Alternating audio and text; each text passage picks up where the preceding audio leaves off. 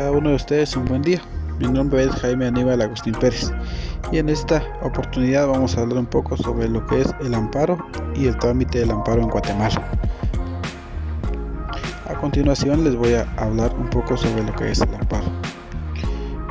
El amparo está regulado en el artículo 265 de la Constitución, también regulado en el artículo 8 de la Ley de Amparo y Exhibición Personal y de Constitucionalidad.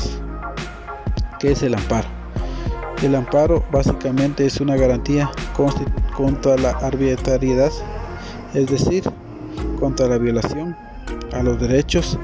En la Constitución nos garantiza a todos los guatemaltecos. Básicamente este se reduce a lo que es el objeto del amparo. ¿Por qué fue creado?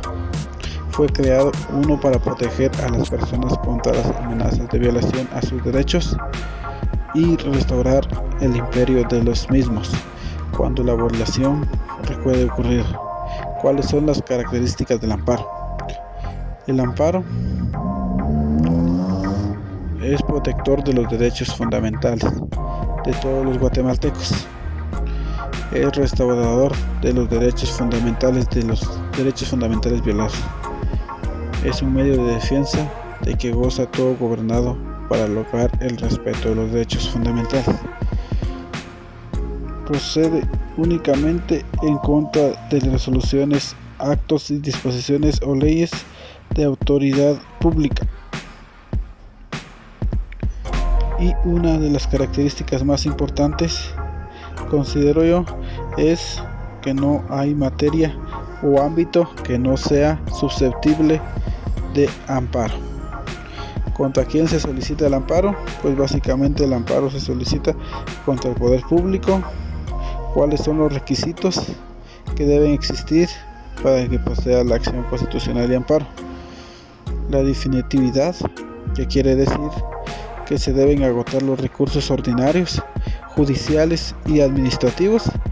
Está también la temporalidad, que quiere decir que se tiene que interponer ante todo el plazo legal.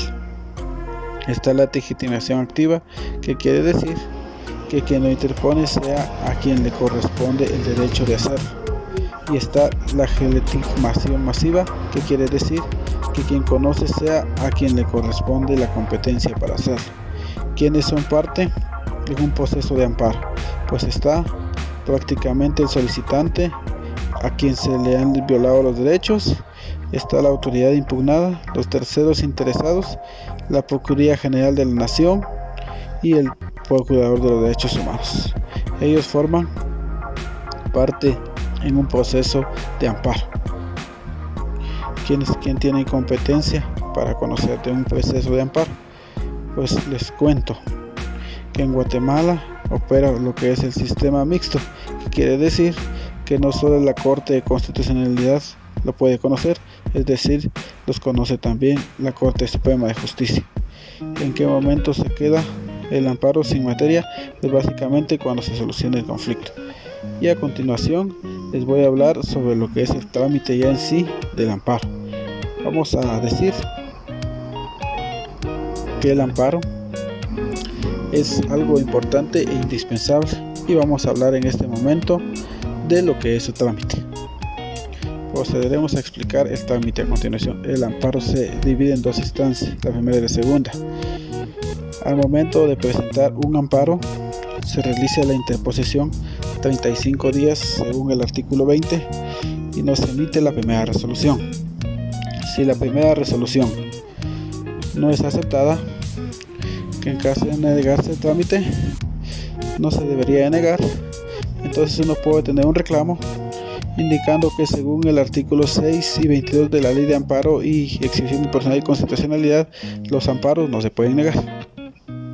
Si existe deficiencia en la interposición del amparo, se manda a subsanar a los siguientes 3 días según el artículo 22 para lograr sus condiciones.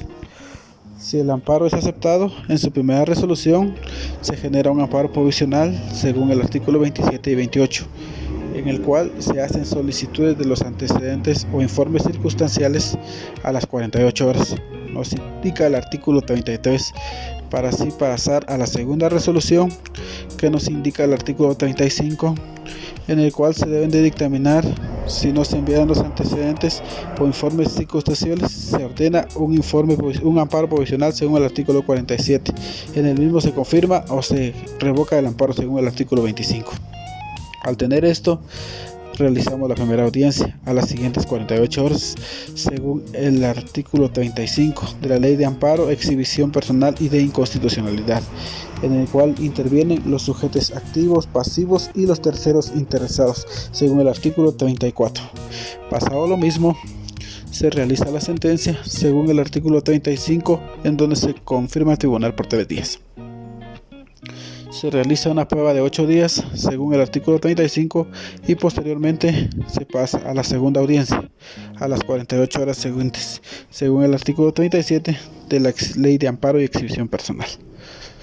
En la segunda audiencia se realiza una sentencia a los 3 días siguientes según el artículo 37 y se hace una vista de 3 días según el artículo 38. La sentencia durará 3 días.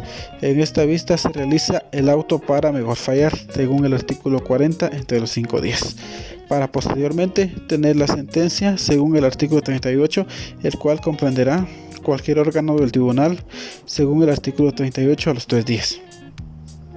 Se presentará también ante la Corte de Constitucionalidad según los artículos 38 y 39 a los 8 días, en el cual podrá existir recursos. El recurso puede ser de apelación, el artículo 60, y de aclaración y ampliación según el artículo 70 y 71. 24 horas para la interposición y 48 horas para la resolución. Pasado el mismo, se presenta la segunda instancia, en el cual se hace un autoapelado y las diligencias para mejor fallar de 3 días según el artículo 65, para lograr una resolución o una sentencia a las 36 horas según el artículo 76. La resolución sentencia apelada se realiza una vista pública de 3 días según el artículo 66 a los 3 días, en el cual se dictamina una sentencia según el artículo 39 y 66 de la Ley de Amparo y Exhibición Personal y de Inconstitucionalidad de las leyes. Las diligencias para mejor fallar a los 3 días según el artículo 65 y la sentencia a los 10 días según el artículo 66 y 39. Para realizar una aclaración y una ampliación según el artículo 70 y 71 se puede realizar una interposición y una resolución a las 48 horas. Si el trámite del amparo sufre algún rechazo o ya no se ejecuta, se puede realizar un recurso de queja, en el cual en el artículo 72 nos indica que si no se cumple con el trámite de ejecución previo a resolver la audiencia en el trámite de 24 horas, el acusado o quien interpone el amparo puede también el recurso de queja. Esto se